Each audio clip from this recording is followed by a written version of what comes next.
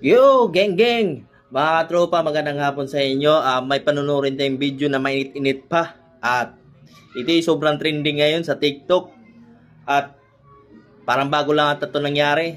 At kilalang content creator to si Angela Midking. Yung sasakyan niya is nag-aalagang 10 million M. Nasunog habang gumagawa siya ng content, mga katropa. Habang sinasabi niya kung ano yung maganda sa sasakyan na nabili niya.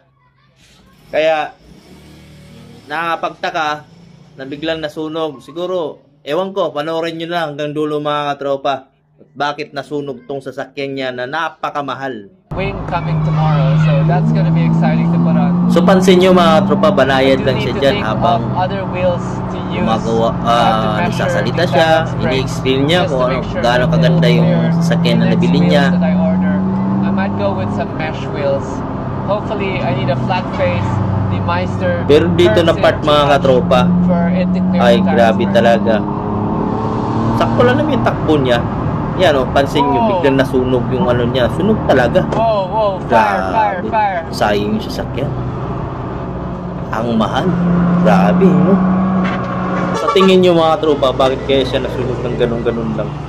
No? Ano kayong dahilan bakit siya nasunog? Comment your thoughts below. Anong dahilan bakit nasunog yung sasakyan?